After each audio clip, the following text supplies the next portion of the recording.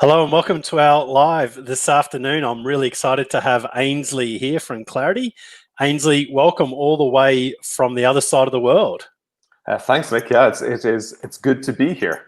Back down under again. I hate the word virtually. It is live. We are real. It's just I'm not there in person. No. So you were here obviously with us for our client roadshow in late February, early March, and then COVID hit and you were lucky to get home. So tell us a little bit about the journey, because things have gone, to me personally, it seems like it's gone so fast. It seems like it was so long ago. I know. Isn't time funny? It sometimes seems like ages ago, and then sometimes it just seems like a blink. The same period of time seems like a blink of the eye. I think that's kind of what I felt about this too. I mean, we finished the roadshow, I think, on the Friday. I think that was maybe the Friday was that the Friday the 13th? It couldn't have been. It must have been Friday the 12th. Yeah, it was around that, wasn't it? It would make sense. And the Melbourne Grand Prix. So this was in Melbourne, the last roadshow, and the Grand Prix was supposed to be happening, and there was all this hoo-ha about whether it was happening or not. And I was getting phone calls from home saying, "Oh, you realize that things are closing down, and Tom Cruise." Tom Hanks has it. He got it on the Gold Coast, and I'm going, it's okay. I'm not going to meet Tom Hanks actually. But yeah, I mean, we finished on the Friday. I think I was flying out on the Sunday, and I got into Heathrow, and it was, I think, business as usual probably in Heathrow. They were handing me a leaflet saying, if you're not feeling unwell, isolate for 14 days, whatever it was. And then by Wednesday, Thursday, the whole place had shut down. It was that fast. So I think it was, I mean, I'm sure I would have got home clearly, but it was pretty quick, and I think the world's changed a lot since we last spoke. It certainly has changed a lot. So that was one of the questions I wanted to ask you today. So welcome to anyone that is listening to us live, and for anyone that's watching this on the replay later at your own time, hello to you as well. So if you do have any questions you want to ask us throughout any of our conversation today, just jump into the comments and ask your question away, and we'll try and answer it as we can throughout our conversation today. So Ainsley, the first thing I want to ask you is, obviously there has been a lot change in the last 2 to 3 months. How have you seen accountants deal with this globally? Yeah, I mean, I think the words that I've been hearing from most people, and as you know, I'm an ex-accountant, so I still have a lot of connections. A reformed accountant, let's not call it an ex. I still am an accountant. I'm still registered. I still pay the fees. But I've got a lot of connections with people around the world, so it's been really, really interesting. And I think the reaction from clients and the reactions from accounting firms is pretty much the same. So, hey Pam, pretty much the same. I think the words that we've been hearing are overwhelm, intensity. And people have been saying the volume of work, like we all work hard, and it's been busy in the past, but the volume of work that has been coming in has just been absolutely immense. And the accountants that we all know and deal with, pretty much the more forward-thinking bunch, have been the ones that actually have been digging down and have been getting on and helping their clients. I've seen a lot of the larger firms, and in the UK, we brought out this American word called furlough. We dug it up and we started using it for the first time in I don't know how long. And so a lot of the bigger firms were furloughing their employees, but the smaller firms were actually digging deep and getting on with it. Now, clients were just, well, crikey, I mean, the world had changed, and suddenly you're wanting to know, how am I going to keep going in business? What's happening to my revenue? How am I going to protect my costs? How am I going to get paid? How am I going to get the money I need to keep going? What's going to happen? And it was just absolutely voluminous. I mean, it's just huge. Tsunami was another massive word that I'd heard, but it was pretty much uniform, the reaction in the US, Canada, UK, and Australia and New Zealand. And I think the difference was in the public announcements from the government. Like, ours tended to be on a Friday night, which we had the weekend to do the work for. Yours, I think, were on the Sunday night. Exactly. Sunday night. Crazy. Yeah, mayhem. And everything changed by the time it was implemented. So you had clients ringing up. You were constantly having to keep up to date with what was going on and deal with, I mean, we had furlough, the job retention scheme. You had JobKeeper. We had CBILS, which was their government support-backed loan. You had the same thing. And clients were desperate to get hold of those. And the work that was needed to do those on top of all the existing work that needed to be done, yeah, I mean, just crazy. madness. Yeah, So, no, I agree. And I was doing a podcast interview with one of our clients yesterday, and I asked her how she's going with this. And she said, look, Nick, now is a really interesting time. I got rid of a lot of the clients that I probably shouldn't have had as clients. I've gained a lot of clients, and the ones that I've been working with, I've been going Facebook Live every week. I've gained so much of a relationship with them that it's really been a positive thing. And then she turned around to me and said, Nick, the best thing at the moment is that all the big firms focus so much on profit per partner, so they're getting rid of all their staff. So there's this huge talent pool now in the market, and I thought that was really, really interesting. How the large firms are reducing and trying to increase profit, and the small ones are going, well, hang on, this is an opportunity now to land grab great talent for the future.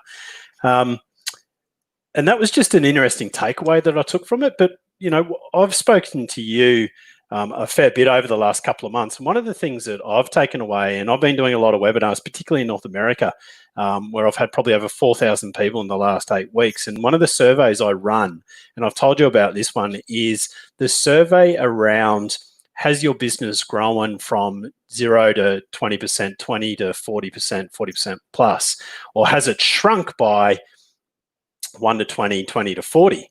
And the interesting thing with every webinar that I've run, I've been running them every single week, is that it's pretty much split 50-50. 50% of firms are growing, 50% are shrinking. Now, why in your opinion is that the case? Why are some firms, thriving while others are just trying to survive? I think it's down to the service they're offering and being open and the way they're handling clients. Now, obviously, there's been a massive switch to working from home, remote working. For years, we've been obviously talking about cloud. And as a very early advocate of cloud back in 2009-10, when I sold my accounting firm, they couldn't believe that they didn't need to remove a server. They could just plug in a machine in a different office the following day and everything would work. Now, clearly, we're seeing the firms that have been able to respond quickly and have been able to keep going as normal through remote working and working from home have seen a massive change in the way they're able to deal with their clients. Now, these people also tend to be the ones that deal with webinars, tend to be the ones that are able to quickly get mass communication out, Facebook groups, newsletters, email campaigns. And so they were dealing with the huge volume of standard nitty-gritty queries really, really quickly and effectively. And so they were able to get to the nub of the client's critical queries instantly. So they weren't wasting time constantly telling the same clients the same things over and over and over again. They were quickly dealing with it. And they also had the tools to effectively and quickly deal with the work that was needed for COVID-19. So we're talking three-way projections for bank loan applications, all those things that needed to be done rapidly. They were able to do that. Now, we saw bigger firms that actually just completely took a chop to their employee list, and effectively, I mean, I saw the out of office messages that I got from some of the larger firms. I mean, they were just absolutely shocking. And so clearly, business owners needed help. They needed it fast. And those that were doing well were talking about it. Are not doing well. They were helping their clients. Their clients were excited. Their clients were on social media, on Zoom, on whatever, to their friends talking about it. And so we saw most people that we know who were taking on lots of new clients, lots of new work because of this. And so I think it's just a question of those that were open for business were getting more of it, and those that actually took the time to were worrying about their profits and cutting costs actually have seen a mass exodus of clients. And I think that's going to continue because you and I both know what's happening now. I mean, we've had the Kool-Aid from our whatever we think of our various governments. We've had the stimulus, we've had the sugar hit, we've had the sweeties, and it has generally, for the businesses that have been able to stay open, it has generally helped, and for even those that haven't. So I think we're going to see a massive change in from September, October onwards, and we're going to see the effect of when we start pulling back those stimulus. What that's going to do to the economy, and whether the economy is going to be open or not. So interesting times. Yeah, I've got a question around the future of accounting. But before I get to that, I want to talk about, obviously, compliance is always, if you're in the software sales, compliance is dead, because that's the message a lot of software sales people have been using for many years. And I think for me, I've never believed, and I ran and owned an accounting firm for years, and I never believed that compliance would be dead, because truly our governments make things more complex all the time, which means that we're always going to be needed. But I think, and my passion is around helping small business, and that's always been my passion, is ultimately to serve them so they can serve the communities that they operate in. But I think the thing that I've really seen, the transformation of the accounting industry is, call it advisory, call it whatever you want, but they're actually truly helping their customers with more than just what they were before. So they're there as, some of them have said they're counselors. Some of them have been, they're the financial doctors. Some of them have just been, you talked about at the start, financial cash flows and things like that. And I truly believe that, a lot of them have been helping in areas where they haven't before. So what's your take on this whole, compliance versus advisory? I know you've got a software that helps firms to do this, but advisory can be small things like just, counseling, in my opinion. It can be things like cash flow. What's your take on that side of, I suppose, that whole industry story around compliance is dead, business advisory is where you need to move, versus the middle ground? Yeah. So, big question. Yeah, big question. Yeah, thanks. Check that out there. It's early here in the morning. You've at least had the time to wake up and go through your day. Look, I've been in the accounting space. I've been told for I don't know how many years that compliance is dead. We must move to advisory. As a firm, we chose to become niche business advisory. And in fact, we went to, I think, and I've spoken about this in Australia, we went too far the other way. We created too high expectations for both the firm, for our team to deliver. Clients were expecting more and more and more. And we pushed the boundaries on business advisory too far, I believe, for it to be a scalable, fun place to work. I think it became harder and harder and harder for us to get new clients that matched the criteria we were looking for, that wanted to pay the fees we wanted to charge, and for the team to constantly be up against it on the hiring and firing line with the people who made the decisions on a daily basis, on always trying to perform to the best that we could. Now, it was good. I'm being a little bit critical here, but what I'm trying to say is there is a happy medium, and I think compliance isn't dead. Our stickiest clients were those that also used us for compliance. We never just we did have clients that came for the business advisory side, but we never found that they were sticky enough than those that were actually with us for accounts and tax returns and all the help that goes from a compliance perspective. Now, I don't believe compliance is dead. I think we've been told that for 20 years. It's not dead. It's never going away. Clients are always going to want assurance. And when I worked in the Big Four, that was the word. It wasn't auditing, it was assurance. So clients are still always going to want assurance going forward. So I think compliance ain't dead. It's how we deal with compliance and the needs of our small business owners, which they don't want accounts and tax returns. They want help. Like, we're in a perfect advisory storm at the moment. Everything that small business owners are asking for us, cash flow, cost reduction, how do I find new revenue? Can you hold my hand? I have no friends I can talk to? Can I just bounce something off you? All those things are business advisory, however we dress them up. Business advisory isn't a scary word. It's like business support services. It's helping a small business owner with what they want, which is they want somebody to talk to because they can't talk to their family, probably. They can't talk to their friends because a lot of them are employed. They have nowhere to turn to. So they want somebody that they can, a trusted, reliable, friendly person that they can actually bounce some ideas off.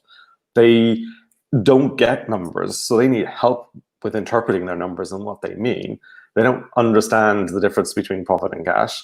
And we always joke about, I can't have made that profit, where's all the cash gone? Well, we know this. We need to help them with cash flow management, understanding the movement in cash, and actually getting access to the right cash at the right price, which is what we're doing for them at the moment.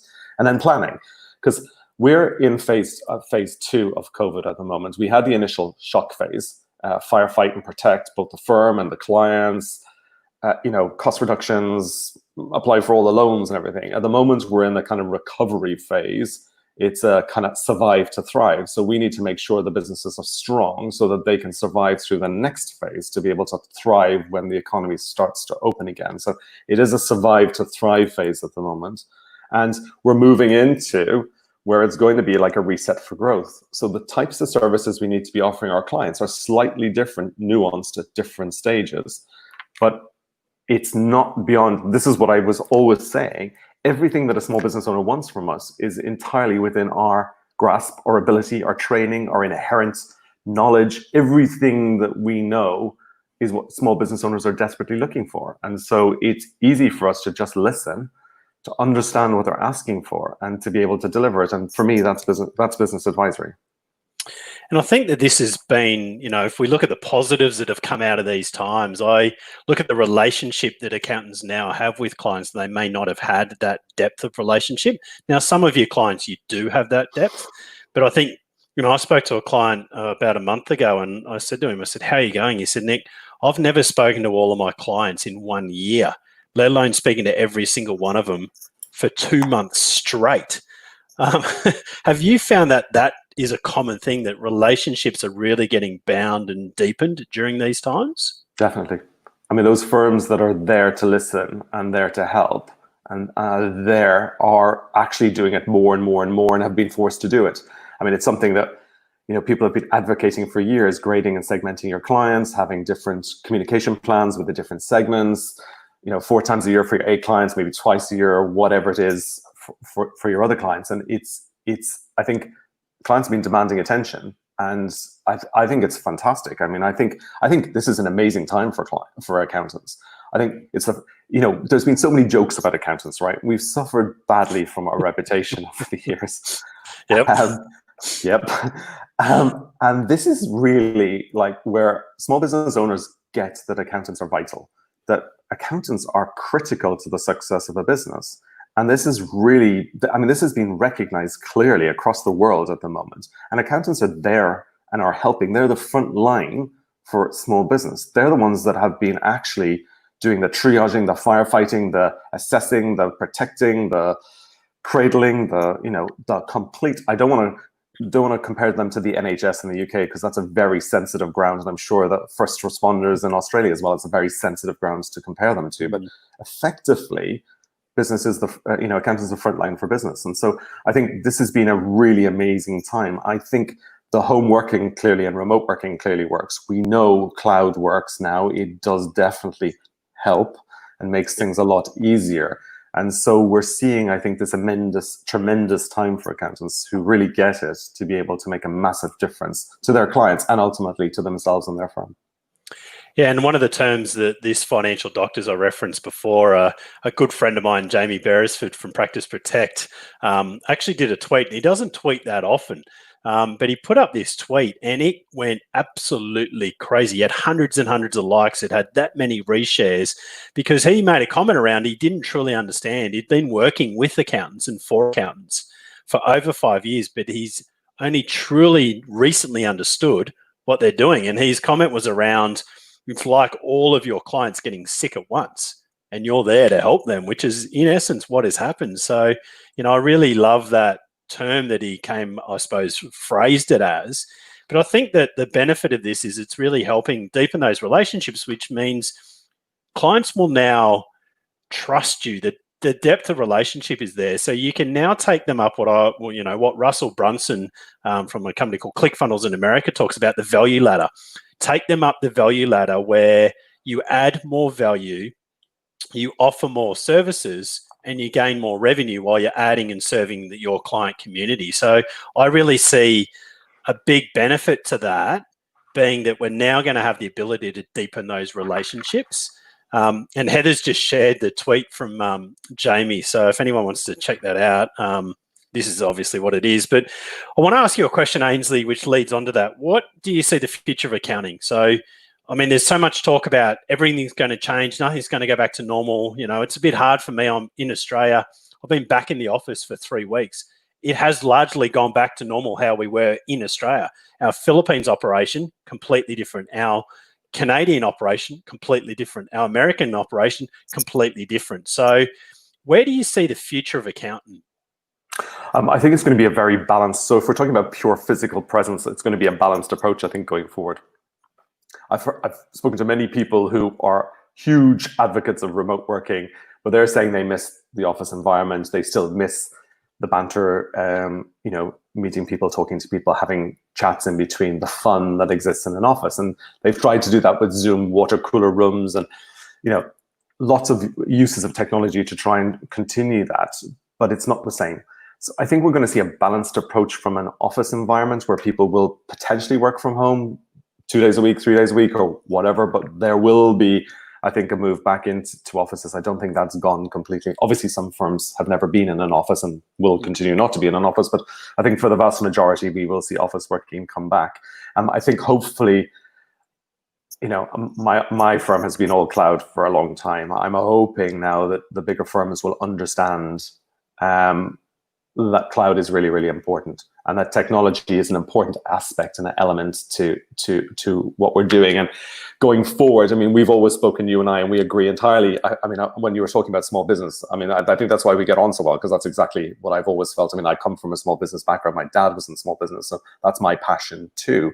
And when we talk about accounting firms, people, process, and tech, you and I click on that completely. It is a true combination of people, process, and technology. It's not any one of those that's actually going to completely take over.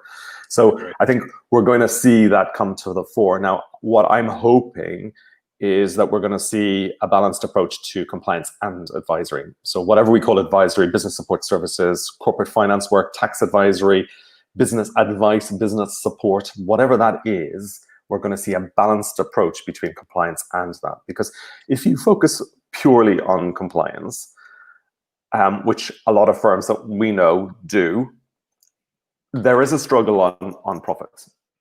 The model in accounting means, and we're talking specifically about this, a third model that everybody constantly talks about.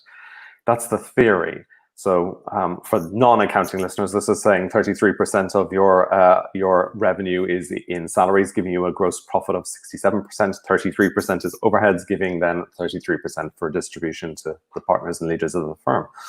Now, that's the theory, but we know in reality that doesn't happen, and that's down to charge-out rates and chargeability and recoverability and getting people to pay and all challenges that we have in accounting. Sorry, what was that? Staff costs. We asked this question, and it's really interesting. Sorry to interrupt you, Pattern, but we asked this question around what is your labor costs against revenue, because that's one of the drivers with people when they're coming to build capacity, when they're working with us, is to build that capacity cost effectively. And the amount of wages that, the amount of firms that are only getting anywhere between 2 and 2.5 times revenue per fee generating team member is horrible. Like it just clearly shows the wrong people are doing the wrong work, and too highly skilled and highly paid people are doing low level work. But where do you think this model of the third is going to go? Because some firms are obviously a lot more profitable than that, and I think a large majority would be a lot less profitable than the 33%. Absolutely. We're seeing probably for the average firm, we're seeing margins between 40 to 60%. Not that 67%. We're seeing overheads potentially 35, 40%. So that's leaving anywhere between 10 to 20 to 30% for profit. So at best case, we're seeing it's at the 30, getting close to the 33, and at worst case, it's a lot lower than that. Now, if you go to the bigger accounting firms, and we do need to learn from them because they've been at it for a while, and I come from there, and I think, oh my God, I don't really. Everybody leaves there and wants to change it and change the world and change how things are done, and that's not the right way to go. But they've been around the block a while, and they kind of know what's working, probably. And I think we need to learn a little bit from them on pricing and on utilization and having the right people in the right jobs. Now, I've spoken to you a number of times in the past that the accountants I know way over-engineer the compliance process, that despite automation, and I don't know why this is, they continue to spend even more time on files, whether that's padding or regulation or the sense of maintaining fee if they're on an hourly billing rate or whatever. That whole engineering, the over-engineering of the compliance process is huge, plus using the wrong team in the wrong places. And I think that has a massive, massive, massive impact. And I think we are going to need to see the change. And like the big four operate on a fifth. So they're looking to 5 times multiple their team to actually get back down to, well, they probably get about 45% profitability, maybe 40, Well, their 45. fees are so excessive at times, though. Well, this is the point. So this is the balance, right? So when I was talking about balance of compliance and advisory, this is exactly the problem. So the two challenges that I come across when people say, yeah, Ainsley, it all sounds wonderful. Yeah, I get that clients want more from us. I get that added value is coming in and we need to look at added value. And the reality is I just don't have the time. Now, that's the first one. Oh, it's busy season. In Australia, crikey, it seems like it's always busy season. You go in some massive flows. So we need to just get that out of the way. Like, we're never going to get any more time. We're never going to create any more time. This is about focus. This is about understanding what's important to your firm, what's important to you as a business, and actually making it happen. And if you're content at 10% profit margin, net profit, and you're happy and you've got a freedom firm or you've got a lifestyle business or you've got whatever and you're comfortable in that zone, that's okay. If you're not, then something needs to change. I mean, the definition of insanity is doing the same thing over and over and over again. I mean, we know this. Yeah.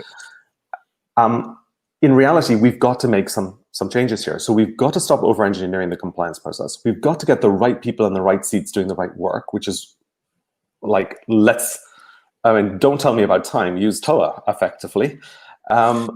And you're worried about your margins, use TOA. I mean, that's a simple solution. The next problem is, oh, well, yeah, okay, so we free up my time, but then clients don't want to pay for it. Well, that's nonsense, because I know small business owners are prepared to pay for coaches, mentors, entrepreneurial networking organizations. They are prepared to shell out loads of money to people who they think are going to actually help them. This is about value, right? This is about explaining value. This is about pricing to value.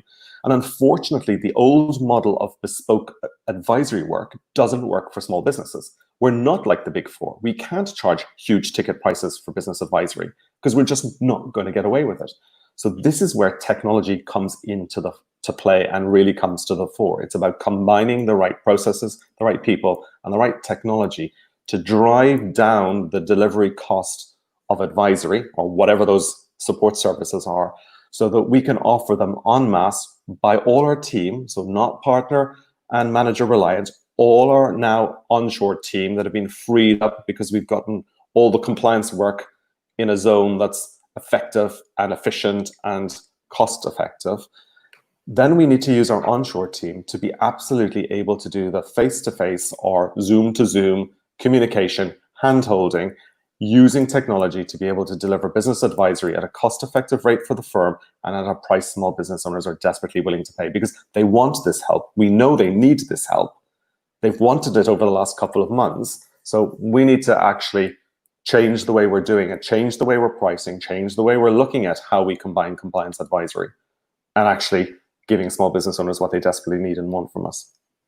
Yeah, 100% agree. And that's one of the things that our clients have said to us during these times, that they're fortunate they've had a global team that have been able to continue to do the work while they've been focusing on their clients, which is, largely taking them away from doing the work.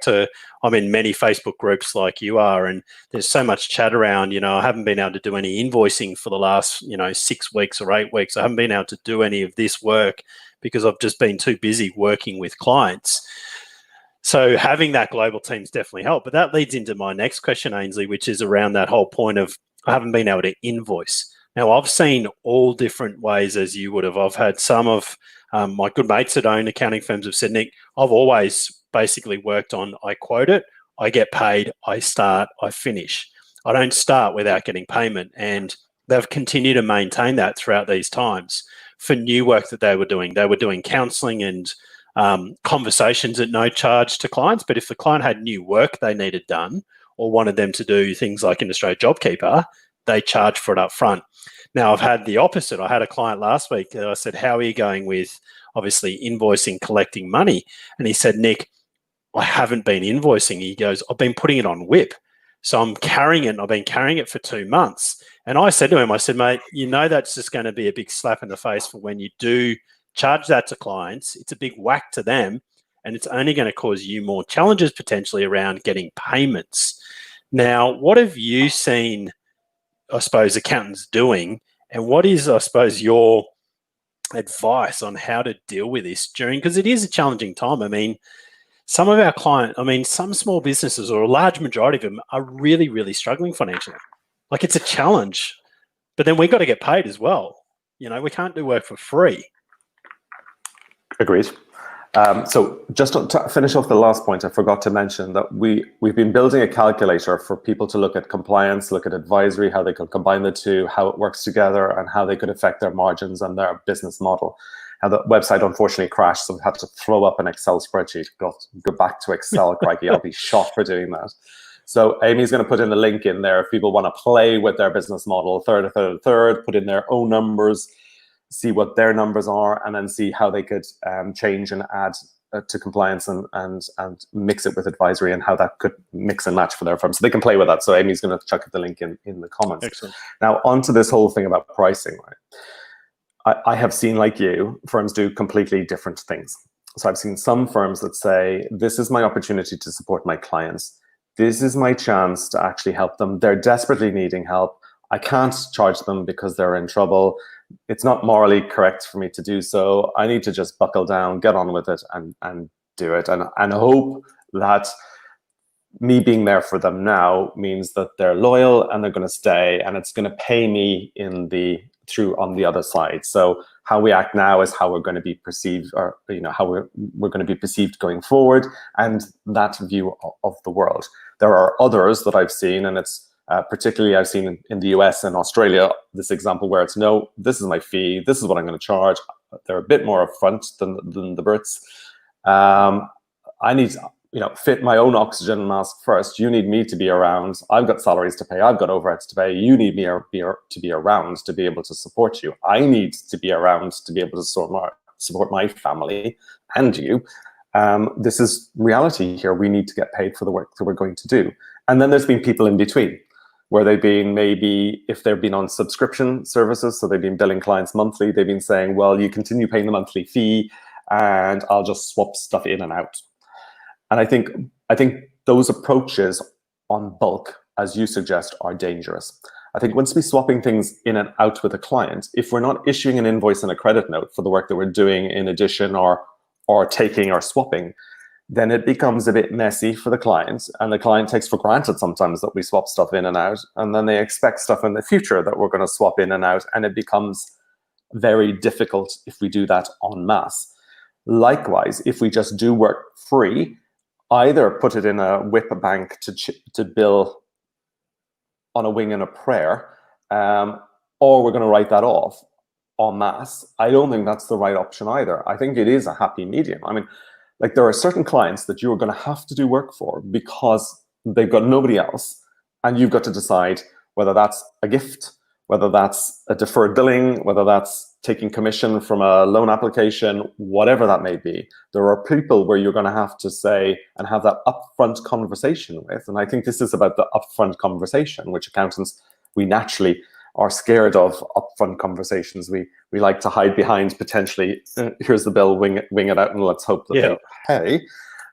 We need to be talking upfront and having adult conversations with our clients. And I think that's the difference. But it's, I think, ideally, I clearly would want to get everything paid for, but I accept that that's not the case, and it can't be the case. But I do think we need to be having upfront conversations with our clients about billing, and this is going to be the same for going forward too. You do not want to be getting into bad habits, and this is where we have leakage in profit margins. And it's not about focusing about profit for all else, because I'm about better business, better life, better world. We support the UN Sustainable Development Goals. I've always done that in my accounting firms. It's not profit above everything, but profit, even if you're a not-for-profit organization, is critical to the lifeblood of the business going forward. Because when we talk about cash and all this rush to cash flow tools at the moment, we're seeing that cash is absolutely critical, but it's the business model that's critical that generates the operating cash. And so we need to be making sure our business model is generating enough operating cash to be able to make us sustainable, profitable, to be able to help our clients in the long term. So I'm It's a with tough you one, on that. but Yeah. I think the thing is that, and I've said this to many people, is that the reality is if you're not getting paid, you're not going to be around to serve them moving forward. So it is that balance. You don't want to profit and take huge profits during these times, but equally, you need to get out to get paid. And I think that's something that Tim Munro from Change GPS in Australia, I don't know if you've seen any of what they've been doing in Facebook, and Dave Boyer's a part of the team now. And they've been doing a lot about educating accountants how to have that upfront conversation around getting paid and then giving them the tools and systems to be able to help that. So one of the things that I wanted to ask you is that, I mean, your software that you have built that automates a lot of the, I suppose, the advisory process. What have you seen your members using the most over the last couple of months? Where have they got the most value from, I suppose, the platform and from how you help them? I think most of the help that they've been getting from us over the period has been in the initial phase, was in the systems and processes that we created for them to deal with COVID-19. I suppose, having come from a Big Four firm into a regional size accounting firm in the UK, I was shocked at the level of systemization within accounting firms. And so I spent a large part of my early years in that organization systemizing, standardizing how things were done before we then moved on to the added value and the pricing methodologies that we used. And so systems have been critical, I think, for our success. And so I get systems. I also get that accountants didn't have the time to do this. So, I mean, I know the guys from Change GPS. I don't know Tim, but I know Paul Dunn really well. He's really good friends with Paul Dunn. I've heard Tim mentioned for I don't know how many years. Yeah. And I know David Boyer. So I get what those guys are up to, and I completely agree with what they're doing. It's absolutely the right way to go. I think, we acknowledged that when I landed quite quickly, we needed to help our members because they were struggling. So we created this COVID care call system. It was a whole step-by-step process system for them to have a huge information up front to their clients via webinars, which we did, or webinars that they did. We gave them the toolkits to do that. Then about how they had a 30-minute call free with all their clients, and that got rid of the, oh my God, I need to do something for these clients. It's right that I do this. We then gave them a pause and an ability to have a conversation with the clients to then decide, in this case, are we going to charge for it? Are we going to gift it? Are we going to defer it? Are we going to take commission? Are we going to roll it over into our subscription service? And it just gave them the ability to say and assess the client, put them into the right category. So triaging, are they critical? Do we need to look at a cost reduction plan? Is their income gone off the planet? Or is their income reduced and we just need to make sure the balance is right and apply for the loans? Or do we need to help them with corporate recovery? And putting them into those categories then meant that when we're going into phase 2, we know what we need to be doing with each of those categories, with each of those clients and groups as well. And so we've built another system for phase 2 to help utilize. Now, our technology has played a small part in that. It is people, process, and system and technology, that are critical here. And so it's the support and systems and processes that we've helped accountants with around the platform that's been really, really helpful. Now, Clarity is a strategic planning tool, so it's generally used for growth. However, you can also minus. So our members were able to quickly see using cloud technology, and this is why they could do a 30-minute phone call, because I can see the effect of reducing revenue by 30%. I can see the effect of reducing margins by 10%, and I can see the effect of doubling cash days. What that's going to do to my profitability and my cash perspective. And so instantly they were able to position their client rightly, have the relevant conversation, and get the whole team involved in the whole process. And then it was about helping and using the processes that we built to connect Clarity onto the next phase. And that's where the partnership with Futurely became really, really critical. And this was about how can we generate three-way projections for bank loan applications really fast. And so we helped, and I know people struggle sometimes with the reporting tools. So we put in place the systems to be able to help accountants understand how they go from A to C. And that was what was really, really critical. And I think it's been a real, we've always had a different business model. It's never always been about the technology. It's always been about the community and about the systems and the things that we can do to help accountants, not just what we're using the technology to do. But I think that has been a real validation of that business model. And going forward, it's become really, really critical. And we've just employed somebody to be head of member success.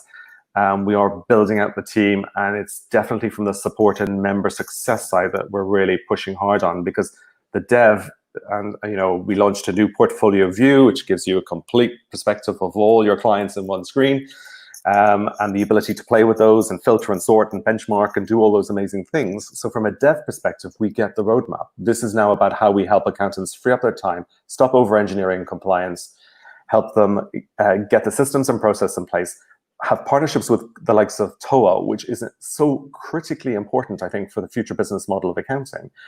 And then to be able to help them understand how they can have better conversations with their clients, and then do the work off the back of it and price it, of course, because this is about pricing as well. And so we have pricing systems to help.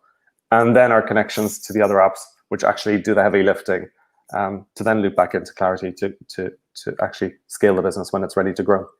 And I think that's so critical, because advisory is, the terms of what the big firms and that do is very different to what a normal accounting firm does. And having those pricing, templates and the process and the systems, and not having to recreate it. And I love a quote. I won't say it word for word because I'll get it wrong, but Tony Robbins is, success leaves clues and successful people leave clues.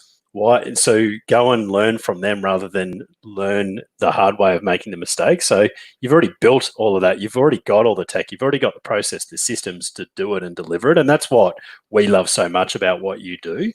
Now, if anyone does have any questions, Ainsley and I are already 10 minutes over. We typically go 10, 20, 30 minutes over. So luckily this is Facebook Live. We could go for 8 hours, Ainsley. So we're not going to go that long because it's into my night and into your morning. But if anyone has any last minute questions, just jump into the question box and we'll try and answer them. But Ainsley, I'm going to give you a real, what I think is a bit of a doozy.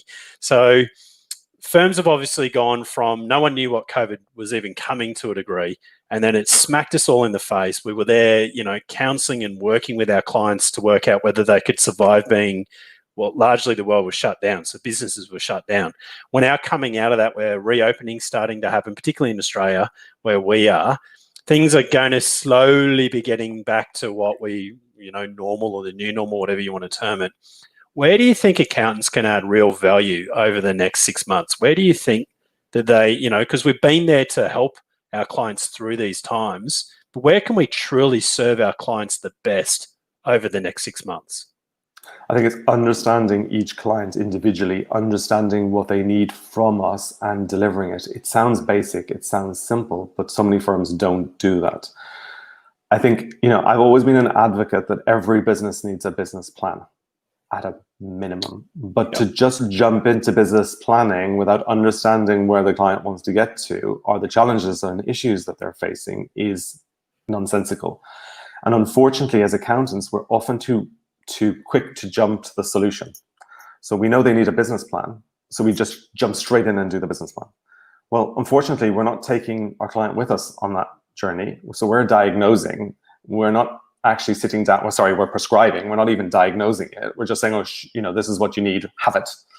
And the client's going, why do I need that? I don't. Why am I paying for that? I don't get it. So this is where we need to start really having proper conversations with our clients, truly understanding where they want, what they need from us, where they want to go, what they're trying to do.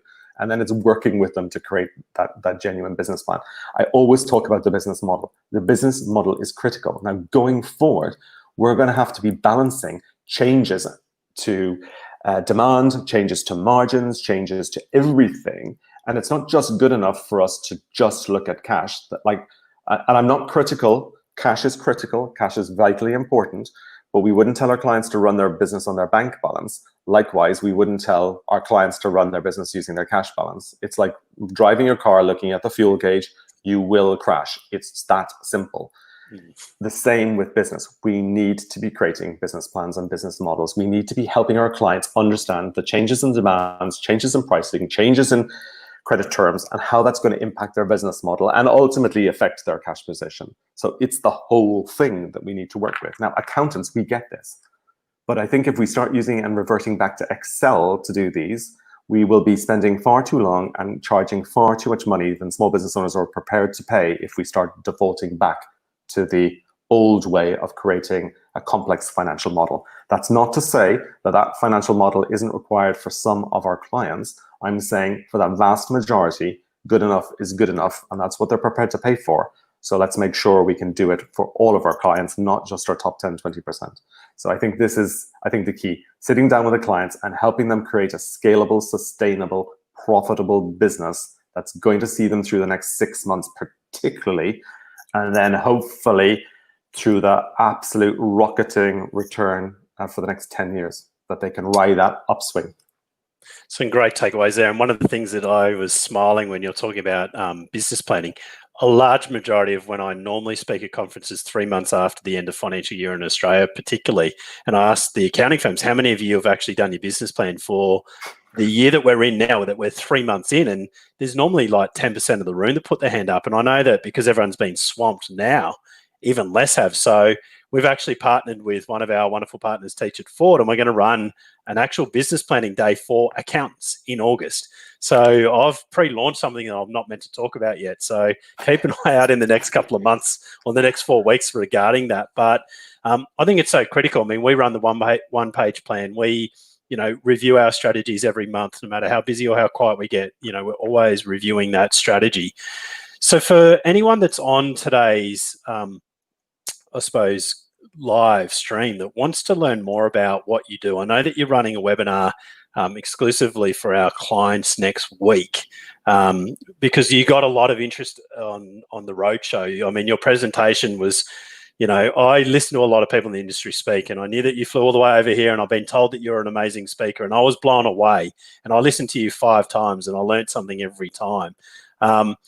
So I know that we had a lot of client interest from that, and then obviously we got smacked in the face by COVID. Everyone got crazy busy with just trying to help their clients. But now it's, a lot of clients are starting to ask these questions around what's the next 6 months look like, because now I'm getting things under control. While I'm going to be busy for the next few months and I'm going to be under the pump, I want to add more value. And I keep talking about this value ladder of how do I serve my clients more? And I think it's a great segue into what you do.